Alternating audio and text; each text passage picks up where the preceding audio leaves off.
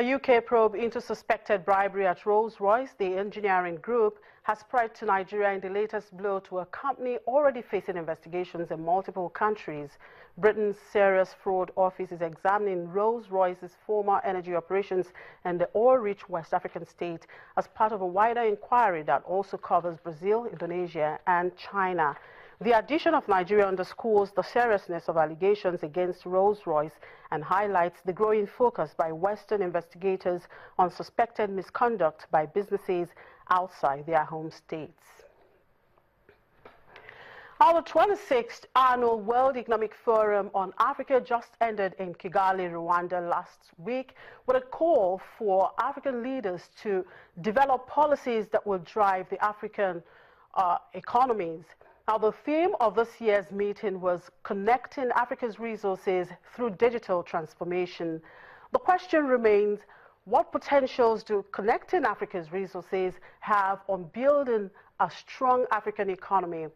Anna Easton, the Director of Sustainable Business at BT Group London, joins me now to look at the issues. Good afternoon, Anna. Good to have you on the program. Good afternoon. Thank you so much for having me. Right. Now, connecting Africa's resources through digital transformation, that was the theme for this year's WEF Africa. When we say connecting Africa's resources, what does it really mean? Well, it's become really, really clear to us all over the world that ICT is a critical enabler of every single sustainable development goal. So in the context of Africa, it's having ICT infrastructure in the ground, which enables us to connect our people, our cities, our communities, our businesses, and actually enable Africa to thrive. Now, connecting Africa's resources, how can this help to build Africa's economy, and whose responsibility is it? That's an excellent question. I think it's a collective responsibility. We are working together with the World Economic Forum and a consortium of public and private sector organizations, which includes the ICT ministers of, several African countries, as well as the CEOs and leading authorities in organizations from BT through to Mozilla to Google to Facebook to look at this challenge. It is a challenge for everybody. It's multi-dimensional, it's complex, it starts with power and infrastructure, but it also means, having relevant, content and services that we can actually give the African people. Now, Anna, do you think Africa is ready for the digital transformation?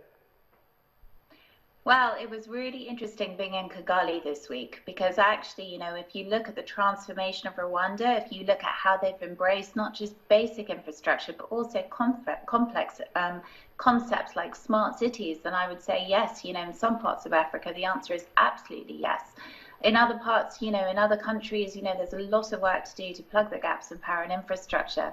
But the ICT ministers that we met with from Kenya, from Rwanda, from Uganda, from South Africa, all had one very clear message, which is that they are 100% committed to this agenda and they are going to work with us.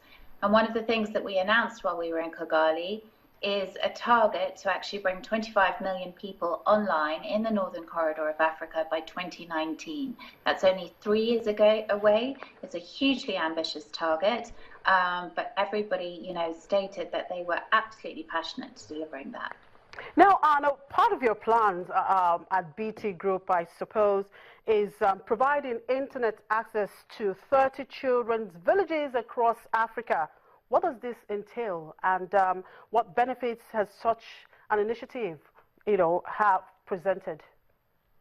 So we launched our Connecting Africa over 3 years ago now. It's hugely exciting. It's up and running in 13 countries across sub-Saharan Africa, in 30 villages. It's in partnership with SOS Children's Villages. And what we've done is we've implemented broadband connectivity using our satellites to actually connect those villages. Once they're online, we start to deliver complex services from education through to healthcare management systems in the hospitals. And the transformative effect that's having in the villages is phenomenal. We have about 147,000 people, women, children and families who are benefiting directly, but actually the potential to reach hundreds of thousands of people is more. And they are getting better healthcare, better education, and as a result, better employment prospects. Now, what do you think is the success rate? Could you repeat the question, please? What do you see to be your success rate in all of this? Well, I think our success is contingent upon collaborating with our customers and our partners. But one of the really exciting things that we BT have is we have many big customers who operate already in Africa and have ambitious plans to expand into the region. So we are investing in skills, services and talent to actually help them grow. As they grow, we will grow.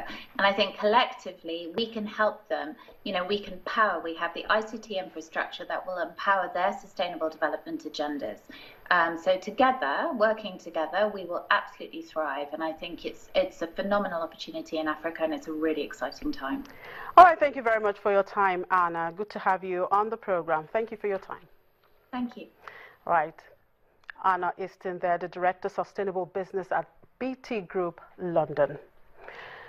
Ghana's decision in 2014 to turn to the IMF to solve its macroeconomic crisis has restored some credibility to the government's fiscal policy, but it has failed to so far address the country's most pressing economic problem, that's inflation.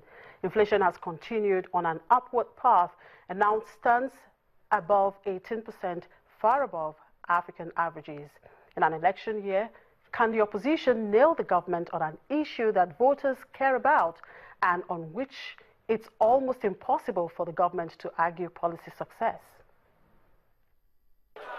Comfort Lomoti has been a tailor in downtown Accra for the last 10 years. Business was good until many of her customers stopped coming. Ghana will hold elections in November this year. Lomoti says she will vote for whoever can fix the economy and bring her customers back. I want someone to convince me. If NDC should convince me the reason why I have to vote for them. Because I can't pay, my utility, these things are too high, I can't pay. So I want someone to convince me. If NPP, they should tell me the reason why I should vote for them. Promoting fiscal discipline and fighting graft is the basis of the NPP, Ghana's main opposition party's campaign. Ghana enjoyed strong economic growth from its exports of gold, cocoa and oil for years, but it was obliged to adopt a $918 million three-year deal with the International Monetary Fund to correct a persistent fiscal deficit. Going for the IMF program was good.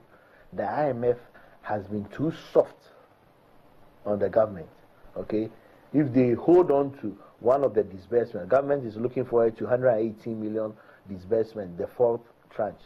They should hold on to it and say that put your house in order further before we make further disbursements. Economist Samson Akilgo says candidates will have to convince voters that they can fix the flagging economy, also slowing ahead of polls as investors characteristically hold back to see the outcome of the election.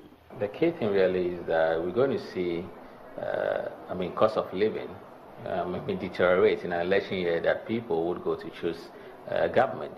What that means is that the issues bothering the economy and people's living standard is going to be very, very, very going to be a big part of the electionary campaign.